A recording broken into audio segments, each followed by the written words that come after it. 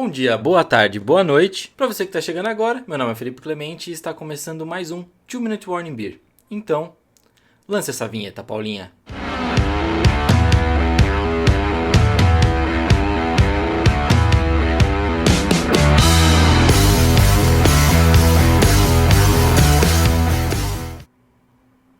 Fala galera, tá começando mais um 2 Minute Warning Beer e você já sabe, né?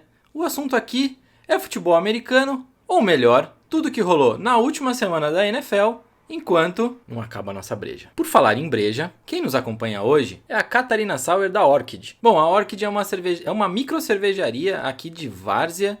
E, bom, se a galera de Várzea não sabe dirigir, pelo menos cerveja eles sabem fazer, porque essa é bem legal. E a Catarina Sauer é aquele estilo que eu já comentei aqui, que é o estilo tipicamente brasileiro, já é considerado um estilo de cerveja do nosso país. E assim, vale a pena provar. É bem diferente, é um estilo bem refrescante e ótimo para tardes quentes. Bom, hoje eu tô usando esse bonezinho aqui do Minnesota Vikings, né?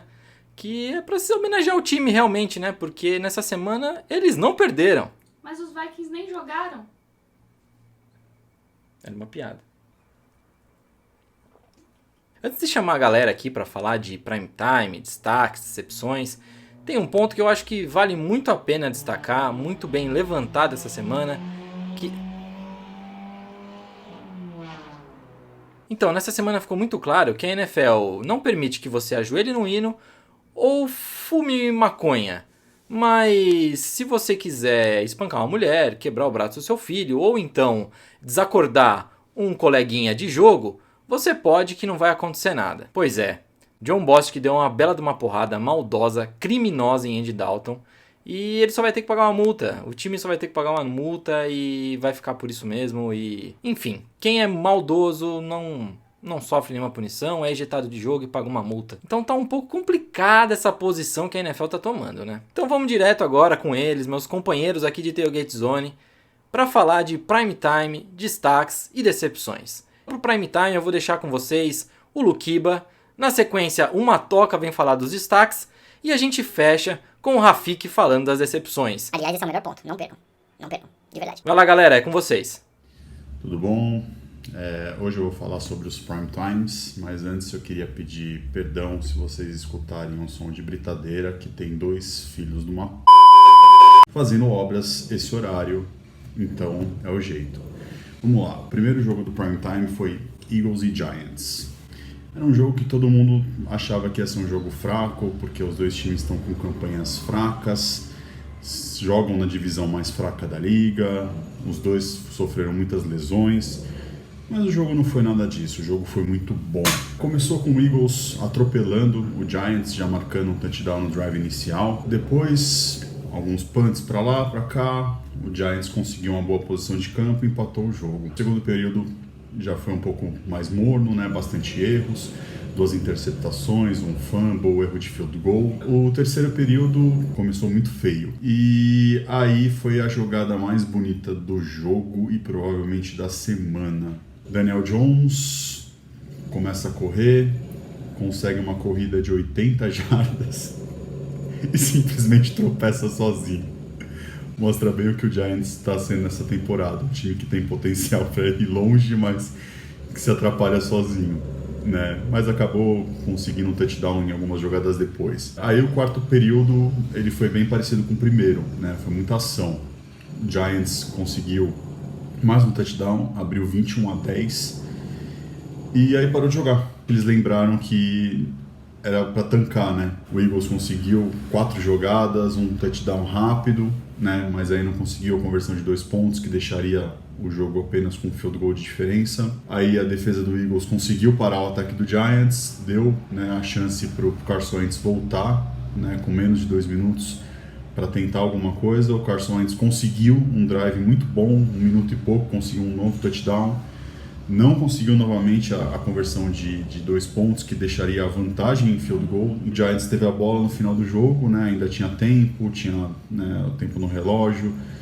Mas aí o Jones foi sacado e no sec sofreu um fumble e aí aquele abraço. O segundo jogo é um jogo que não estava originalmente escalado para rolar, né, no prime time, e sem querer foi um acerto tremendo da liga. Foi o melhor jogo da rodada e um dos melhores jogos da temporada até o momento. Começando que o Seahawks é um dos melhores times, estava invicto ainda, né? E o Cardinals também estava com uma campanha muito boa, né?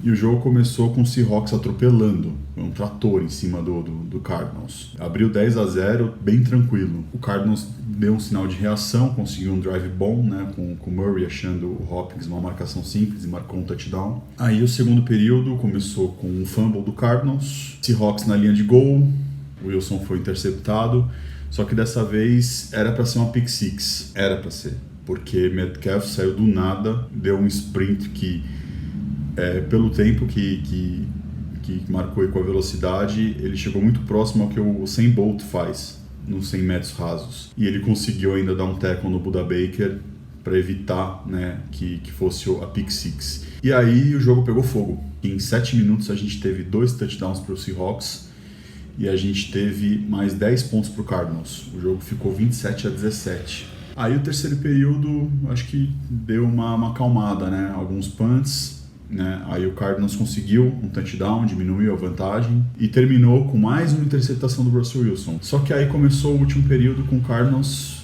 devolvendo a bola, né? O primeiro lance foi interceptado também. Aí o Seahawks usou muito bem o relógio, fez um touchdown de mais de 7 minutos, né, para queimar mesmo o relógio. O Cardinals conseguiu um touchdown, mas também foi um touchdown longo, uma jogada de 5 a 6 minutos. E aí o Cardinals praticamente estava atrás do relógio, atrás do placar, e o Seahawks estava com a faca e queijo na mão. Só que aí a defesa do Cardinals conseguiu parar, né, o ataque do Seahawks. Teve menos de 1 minuto para empatar o jogo e com o relógio estourando conseguiu um field goal de empate. E aí a gente teve uma prorrogação. E foi uma prorrogação que conseguiu ser mais insano do que o próprio jogo. Porque o Seahawks conseguiu a primeira posse de bola, não fez nada. Aí o Cardinals conseguiu logo de cara uma big play e já colocou o time em field goal. Tava tranquilo, era só administrar. Eles tentaram chutar a bola. E aí eles foram chutar e não conseguiram. Tava na cara que isso ia acontecer. Aí a bola voltou pro Seahawks novamente com a faca com queijo na mão, né? Aí o Russell Wilson conseguiu achar o Metcalf, que no jogo só tinha feito aquele sprint maravilhoso, e ele conseguiu outro sprint maravilhoso, né? Conseguiu um touchdown, só que teve uma holding, né, na jogada, e aí anulou, voltou, e aí o Russell Wilson vacilou, teve a sua terceira interceptação que foi bizarra. E aí a bola voltou para o Cardinals, né? Aí o Cardinals conseguiu, né, avançar, progredir, e aí teve novamente a chance do field goal, e dessa vez o Gonzalez não errou. Então acabou a invencibilidade do Seahawks. Definitivamente não é muito bom para o Seahawks jogar na Universidade de Phoenix, né? Super Bowl que eu diga. Por fim, o último jogo do Prime Time, que era um jogo teoricamente também bem esperado, né? O Bears com 5-1, o Rams com 4-2, tinha tudo para ser um baita de um jogo e não foi um baita do jogo. O jogo que a gente esperava que ia ser bom foi ruim. O jogo que a gente esperava que seria ruim foi bom. O jogo começou muito monótono, né? 3 punches em drives longos. Começa o segundo período, mais punches, né? Mais field goal do Rams e mais punts. Volta o terceiro período, punch. O Rams acha um touchdown e abre 17-3. E aí praticamente acabou o jogo. O Bears teve a posse seguinte e o Foles foi interceptado. Parece que o Foles só joga bem contra o Tom Brady. Impressionante isso. E aí o Rams aproveitou muito bem a interceptação, abriu 24-3 e aí já era. O Bears já não estava fazendo nada, não teria como reagir. E aí foi um festival de turnovers em downs pro Bears, né? Primeiro turnovers em downs, posse de bola fácil pro Rams, field goal errado.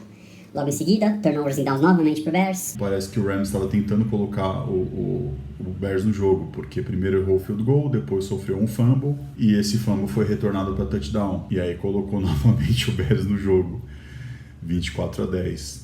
E aí na posse seguinte, o Rams punt, a bola voltou pro Nick Foles, e adivinha? Interceptado. Não adianta. Mas o Rams não fez nada com a posse de bola, devolveu pro Bears, e o Bears novamente turnovers em downs. E aí acabou o jogo.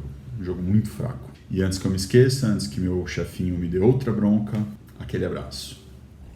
E aí pessoal, tudo tranquilo? Tô de volta essa semana E hoje para falar dos destaques da semana. Vou colocar 3 jogadores e uma unidade, uma ofensiva e uma defensiva aqui, tá? Primeiro eu vou falar de Baker Mayfield. Não porque foi o jogo mais bonito de um quarterback, mas ele vinha penando quando ele lançava uma interceptação no primeiro período. E foi isso que aconteceu, né? Tanto que o Odell se machucou no retorno dessa interceptação. Só que dessa vez ele deu a volta por cima. 5 touchdowns passados, quase 300 jardas, uma virada faltando 11 segundos para o Donovan Peoples-Jones. E fui superando. É legal ver isso, né, de um quarterback. Só que tem que fazer isso contra defesas mais fortes, como Ravens e Steelers, e não contra os Bengals. Então vamos ver essa consistência, né? Os outros 2 jogadores vou colocar na mesma sacola, porque um fez 200 jardas de recepção, outro fez 196. Um pode ser meio clubista, que é o Davante Adams, que fez 196 jardas e 3 touchdowns. E o outro é o Tyler Lockett, que teve 200 jardas e 3 touchdowns. 2 jogadores exemplares, jogaram muito. O Davante Adams destroçou a secundária dos Texans, que tem uma defesa bem ruim. E o Tyler Lockett jogando tanto que você via que no final do jogo ele estava exausto, esgotado, muito cansado. Depois disso, vamos pro ataque, né? Aqui eu vou destacar o ataque do Tampa Bay Buccaneers. Até um certo momento do jogo estava bem parelho. Só que o que eu destaco aqui é a consistência e a dominância desse ataque em cima do Las Vegas Raiders. O Tom Brady teve 5 touchdowns totais, teve mais de 350 jardas, acho que 80 jardas, menos de 100 jardas corridas, mas muitos lances bons, muitos lances rápidos, arranha-céu, já diria Rômulo Mendonça. Então, ver que esse ataque está evoluindo. Para mim foi um destaque esse ataque ter tido essa evolução. E o Tom Brady meio que mostrando do tipo assim, olha gente, não tô morto não tô velho, fiquem de olho comigo. E no destaque nas defesas, não tem como não ser o San Francisco 49ers, que amassou o New England Patriots. Coisa assim, jamais vista. Se você for pegar alguns stats bizarro ter isso com Bill Belichick, mas amassou o Ken Newton, 2 sacks, 2 interceptações, 6 pontos apenas cedido. Então uma defesa que, apesar de ter perdido muitos jogadores por lesão, tá conseguindo batalhar, tá conseguindo ir bem ainda, apesar de tudo. E vamos ver, né? Vai ter alguns testes de fogo mais pra frente, agora contra o Seattle, vamos ver mais pra frente. E eu queria fazer mais um destaque. Desde 1957, nenhum time ganhava uma partida sem ter um touchdown nenhum punch. Isso foi quebrado esse domingo na vitória dos Bills em cima do New York Jets por 18-10, em que os Bills não tiveram nenhum touchdown e nenhum punch e ganharam a partida. É só isso mesmo, eu queria falar essa informação aleatória. E é isso aí, até mais, aquele abraço. Opa, pô. Mudei de quadro, hein? Hoje eu tô nas decepções. Vamos lá. Para começar as decepções, aquele time que já tá com carteirinha do programa de fidelidade desse quadro do programa, o Atlanta Falcons. Ele mais uma vez conseguiu perder o jogo de uma forma inacreditável. Era só ajoelhar na linha de uma jarda, chutar o field goal, gastar um tempo do relógio, chutar o field goal no estômago do relógio e ganhar o jogo. Mas não. O Todd Gurley, quando ia ajoelhar, tropeçou no pé do defensor e caiu na end zone e fez o touchdown. É isso mesmo. E aí, essa defesa do Atlanta Falcons não segura nem pedregulho parado. E em 1 minuto, o Detroit Lions foi lá, fez o touchdown da vitória, virou o jogo mais uma vez e o Atlanta Falcons perdeu de forma inacreditável. Pois bem, vamos lá. O Atlanta Falcons tinha 99,9% de chance de ganhar do Cowboys, 99,6% de chance de ganhar do Bears e 95,6% de chance de ganhar agora do Lions. E perdeu os 3 jogos. Vocês sabem qual é a chance disso acontecer? 0,00002%. É isso mesmo. 4 zeros depois da vírgula por cento. É inacreditável. A outra decepção, indo do vinho para a água em um jogo, a defesa do Raiders, né? Logo no jogo passado, eu disse que a defesa do Raiders ganhou destaque, né? No meu quadro, inclusive. Aí na semana passada o Raiders ficou de bye e já nesse a defesa fez tudo errado, né? Você dar 45 pontos pro Vovô Blade, deixar o Vovô Blade lançar para 4 touchdowns, 369 jardas lançadas, mais 85 corridas, não. Horroroso. Carimbo de decepção no Raiders. A próxima decepção é nesse mesmo jogo. Mesmo sendo esse festival de passes, recepções, corridas e tudo mais, Mike Evans só fez 2 recepções para 37 jardas. Muito pouco para quem é, no mínimo, o running back. O wide receiver número 2 do time. Principalmente quando o seu quarterback passa para quase 400 jardas. Tá tudo errado. Por fim, a última decepção é o backfield dos Bills, né? Você junta todos os running backs do Bills, não dá meio. E isso tá atrapalhando muito o Bills. Ontem, inclusive, o Bills ganhou, porque, bem, enfrentou o Jets. Mas ganhou com 6 field goals e nenhum touchdown. Pela segunda semana consecutiva, o líder de corridas do time é o quarterback, Josh Allen, porque os running backs não correm. Aí o que acontece? O seu jogo fica muito previsível, é passe. E aí, à medida que o campo de defesa vai encurtando, é mais fácil para a defesa defender os passos, sabendo que vai ser passe. O resultado é que o Bills caminhava com tranquilidade no campo, o Josh Allen teve mais de 300 jardas lançadas, mas chegava na red zone, batia na parede. Porque o Bills está sem running back. É impressionante. Zach Moss e Devin Singletary juntos correram para praticamente a mesma coisa que o Josh Allen correu. Semana passada foi a mesma coisa. E semana passada foi um jogo na chuva, que era fundamental ter jogo de running back. O alerta amarelo já está quase virando vermelho no Bills. Não adianta ter bons recebedores, um bom quarterback, o Josh Allen tá ok, apesar de 2 jogos ruins, se você não tem running back. O seu jogo fica previsível e fica muito fácil das defesas te marcarem. Não tem jeito, gente. É isso aí, um abraço. Mas tá difícil hoje, hein? É britadeira no Luquiba. É as motos aqui. Mas valeu, Luquiba. Valeu, Matoca. Valeu, Rafik. Muito obrigado. Sempre muito preciso. E o que eu gostaria de destacar são 2 coisas, né? A primeira, que é pra vocês verem como é possível adestrar um torcedor de Boston. O Luquiba hoje mandou tchau. E o Rafik, mais que E o Rafik, com esse quadro das exceções, a gente vai ter que repensar um pouquinho, porque eu tava vendo aqui e eu fiquei um pouco assustado, eu não sabia o que ia acontecer com o coração dele. Mas eu tenho garantido também que fica bem engraçado, né? Ele pistolando toda hora. Vamos ao que interessa, seguindo o protocolo, destacar 2 jogos dessa semana 8 que você não pode perder. Bom, o primeiro jogo fica por conta de Steelers e Ravens, os Steelers que seguem invictos, jogando muito bem, apesar do segundo tempo problemático contra os Titans. Ainda assim é um time que encanta, uma defesa muito boa.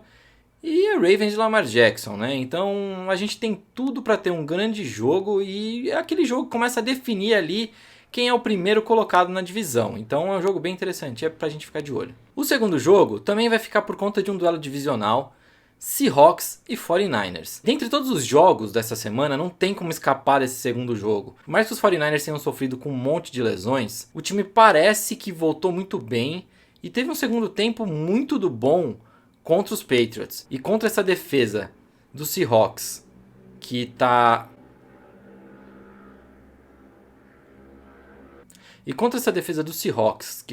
parecendo uma mãe, deve ser um jogo bom e também aqueles duelos que começam a definir ali quem fica em primeiro, segundo na divisão. Então é outro confronto bem interessante da gente assistir. Para fechar então essa parte de palpites, toma na tela os palpites do chefinho para você printar, compartilhar, jogar nas redes sociais, criticar, xingar no Twitter e por aí vai.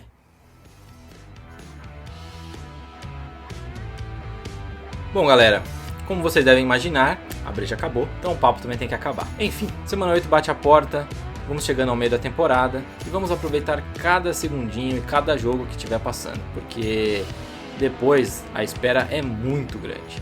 E para você que ficou até agora, não esquece de deixar o seu joinha, se inscrever no canal e ativar o sininho. Também não esquece de nos seguir nas redes sociais, que vão passar aqui embaixo. E dá um confere no nosso podcast, que toda terça-feira está disponível nas principais plataformas. Apple Podcast, Google Podcast, Deezer, Spotify e é isso aí. Estamos disponíveis em todas as plataformas. Do mais, como eu sempre gosto de dizer, foi muito bom estar com vocês, foi muito bom conversar com vocês e aquele efusivo abraço. Valeu!